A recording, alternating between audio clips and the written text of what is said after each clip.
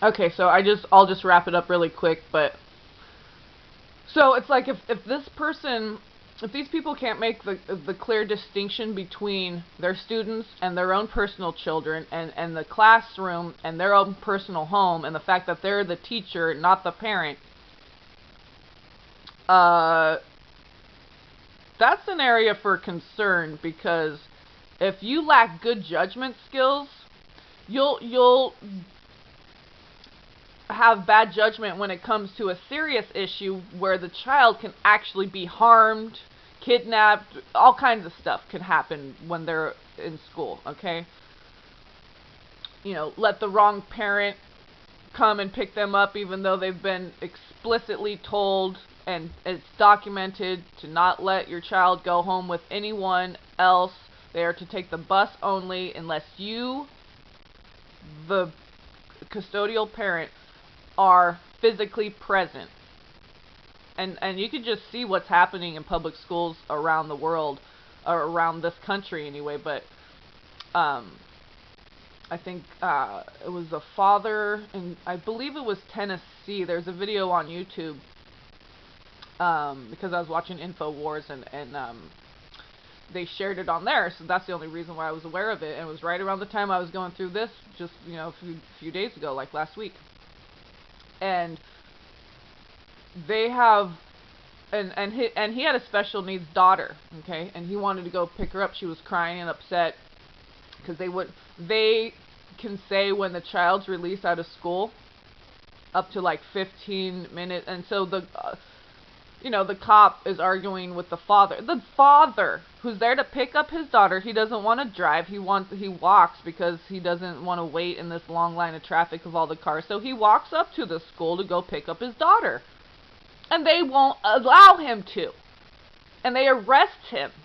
And he knows the law. He said, yeah, within a reasonable amount of time, which is 15 minutes. And so the cop just is arguing with him, like they have the right to your child, okay? This is like the police state in which we find ourselves, and it's being translated and transferred onto your children when they're at school. They think they have a right to your child. No, they do not. You are the parent. That is your child, you and God. That child belongs to you and God, nobody else. So any motherfucker who thinks that they have a right to your child, fuck that. Fuck that and fuck them. They have no right to step in between you and your child. I don't give a fuck who they are. A judge, a lawyer, a teacher, a police officer, the government. No. Your children belong to you, not the government. Fuck them. Fuck that. When I was watching that video, I was getting pissed. And especially the fact that his daughter was special needs. And I'm going, are you fucking kidding me? See, they play a little ego battle. I've dealt with so many doctors, okay, and now teachers and stuff. They like to ego trip you up with your ego. It's like, my ego's in check. My ego's just there to be like, okay, time to brush your teeth. Okay, wash your ass. You stink. What? My ego is there. The back seat. My ego does not drive this vehicle called my life. Okay, its job is little backseat driver, like, hey, oh, there's someone crossing the street, watch out, or that kind of, metaphorically speaking. It doesn't run my shit.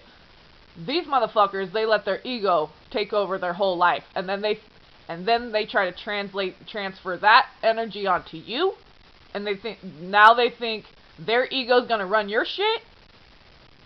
I don't think so. I don't fucking think so. Which is why the day before yesterday, when I went to the grocery store with my son, I see there's this, I'm going to have to put this in a separate video too, but there's a security guard, this huge parking lot where the grocery store is and the thrift store and stuff, and whenever he's on duty, he's a short, fat little fucking bubble butt, has a woman like a big fat ass like a woman or something, and he's short and squatty and fat and ugly, whatever. Now, I mean, I wouldn't be like that if he wasn't such an ugly person, because whenever he's on duty, there is always a cop harassing the homeless people or him, okay? Like, he thinks he's fucking better than because this woman was drunk and she's homeless, okay? So whenever he's on duty, I've seen this shit enough times to where this day it pissed me off. So they have a woman who's, they're drunk, their heart's broken, have some compassion, fuckers. So they have her sat on the curb, and the police officer's talking to her, and I'm like, oh, please don't let this be my ego impulse. Like, I checked myself before I went over there, and I said, okay, don't get in anyone's face. Just go make a heart connection with this woman and the officer too. Okay, so those seeds of love. So I crossed the street, and I didn't even look at the officer, acknowledge his presence, nothing. I just stopped. I'm pushing my son in the stroller. I stop, and I go, "Are you okay, honey?" And she looks up at me, and she's like teary-eyed and everything. And I bend down and I give her a hug, and I say, "God bless you. It's gonna be okay. You're gonna be all right." And the officer the whole time is going, "Ma'am, ma'am." And so as I walk away, I look him right in the eyes. I have my sunglasses on, so does he. But he's steaming. Oh man, like when people get angry, you see that evil look on their face. And I go, "God bless you too, officer." And I'll file an official complaint against that security guard for harassing our homeless people. And as I got further away, I'm like, "Why don't you help her?" Because it makes me angry, because my brother's homeless, and I have compassion for people. I don't see myself as better than anybody, but I do see a lot of people thinking they're better than me, and other people, I am a witness to that, I'll tell you what. And, I'm not saying that I never had that attitude. Back when I was in my 20s, I'm going to be 41. Maybe when I was in my 20s, I had insecurities and cleanliness, and, thought, oh, these homeless pieces of shit, they're all fucking drug addicts. And that was coming from my heart being hurt because of what meth has done to my brother. And he's been on the street, like, for over 20 years now. So, and there was a time where I was homeless, and there was no shelters for me, and I wasn't on drugs or nothing. I had a baby, and there's like a 3-month waiting list at this one, and a 6-month waiting list at that one, and then you can only stay for 2 weeks. And I'm going, if I was a fucking drug addicted piece of shit, single woman or man, I could get, boom, right into a shelter. Okay, but there's no housing for me. But, now there is now, and God helped me out, and I had to wait 4 years to get rental assistance and all, So, I do my work by serving the Lord and sharing my stories, doing readings, which I'm not going to do that anymore either, because it's not helping in the way that I want to help. It's just helping people stay stuck. So, I'm gonna share real knowledge. I'm not gonna do cards anymore. I might share energetic stuff, things like that. I mean, I'll do a reading for myself every once in a while, but I'm not going to post it. I'm not going to do no angel cards or nothing, none of that. And people can't even donate $1, so it's like, you know what, fuck you all then, I don't care. Like, you can't even donate $1, then you're one of these selfish people that I'm talking about, okay? So, So yeah, that felt good to, oh, my son's waking up, I gotta go, but that felt good to make that heart connection with that woman, and just give her some reassurance, because she's alone, obviously. I mean, if she had anybody, she wouldn't be on the streets, right? If she had anybody in her life, a friend, I know what it's like to be alone, not have anyone, no place to live, everyone's turned their back on you. So I've been there. I understand what that woman was feeling, okay?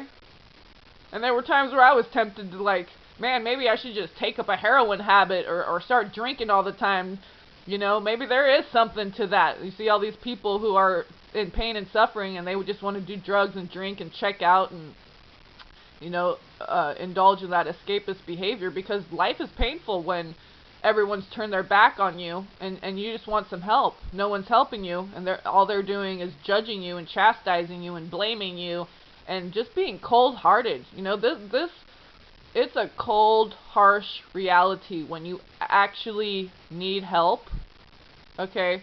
It's all fine and good if you have a home and you got a job and you don't have an illness or anything like that, and you got, you know, you can live with your mom or this or whatever. But when you don't have anybody, you realize how selfish people are and how cold-hearted they are and how harsh this world is. Okay? They'll take your child from you and go give another family, a foster family, you know, $1,000 a month to help them out, but they won't help the mother and the child stay together and help them get on their feet. Okay? I need to do some real work to get these things in place. More housing for the homeless, especially women and children.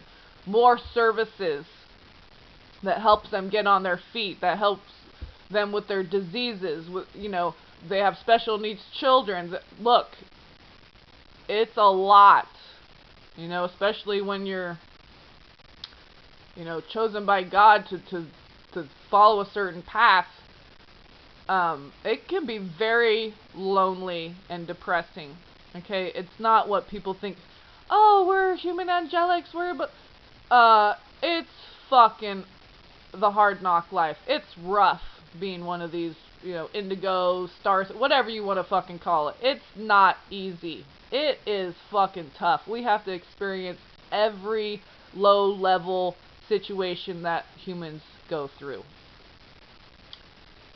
So, I just want to leave you guys with this, that your children are your children. They belong to you. I don't even say my child belongs to me. He belongs to God. So, anyone who tries to interfere with that are some fucking demonic motherfuckers, okay? And don't let them. So, that's the only option that I had for school. So, now we're doing homeschooling. And, you know, maybe this other program that does, you know, occupation, they do therapy and different things like that for special needs children. So, but I will be present the whole time, okay? So, and I've called them and they don't return your phone calls and so on and so forth. So it's like I'm working with the social worker. Hopefully, you know, we can start doing that. I don't know if they provide transportation or anything like that. So we'll have to see if that's even going to work out. But I've decided that I'm homeschooling him. I'm intelligent.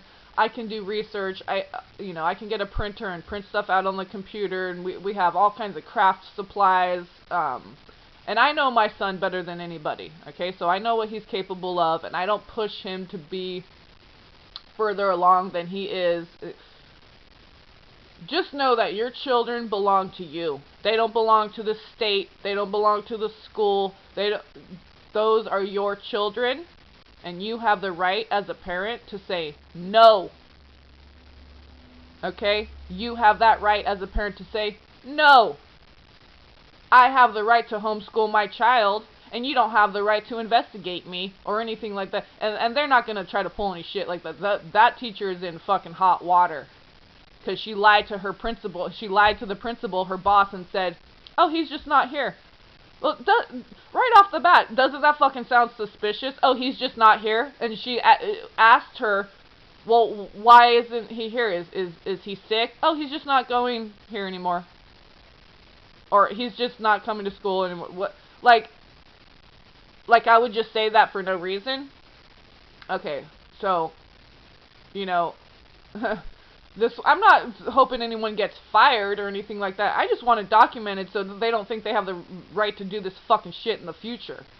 So, it's just like when someone gets raped or whatever. Yeah, you may not need to, like, you know, you get raped all over again trying to take them to court, okay?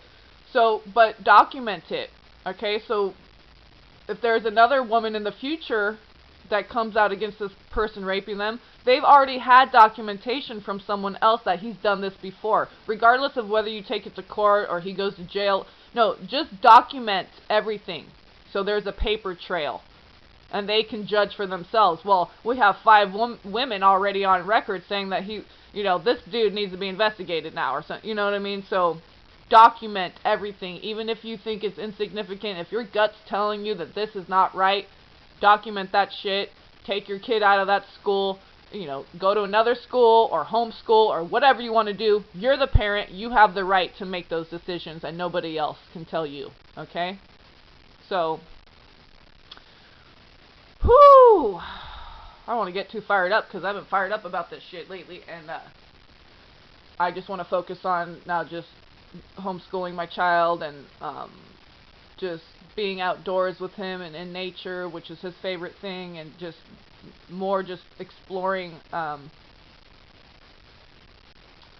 life, and that's what I think is going to open him up to learning and growing and eventually speaking, hopefully. And so, and they want to push your child to be at a certain level with everyone else. Oh, by grade 3 they should be doing this. By grade 4 they should, but then when they're babies, it's like, oh, well, their teeth will come in when they're ready, and they'll start walking when they're ready. They'll be out of diapers when they're ready. But then as they get older, they start saying, oh, they need to hit this benchmark at a certain age, a certain grade. They need to be able to do this A, B, and C. No, fuck that. Okay? We're all individuals who are unique and on our own journey and our own path, and no one can tell you that you should do this or shouldn't do that based on comparisons. Okay? God doesn't compare us to each other. So, who the fuck do we think we are doing that? That's some bullshit. So sorry I curse so much, but I'm not sorry. I don't use God's name in vain, but I do use 4-letter words like shit and fuck and stuff like that. And that's just how I express myself, my emotions, and I also align with being a writer. So I just let it flow. Whatever comes into me, I let it flow. And I check my ego at the door. So I just want to say, to end this, that your children are yours. Okay? They belong to you. You and God. Don't let anyone interfere in that. They have no right. That's totally invasive, and they have no place. They have no right. You have the rights. You're the parent. You and your children have the rights, not them. They have the rights when it comes to their children. Okay? Not yours. So, alright, I gotta get up, make this kid some oatmeal and stuff. I love you, bless you, and peace be upon you.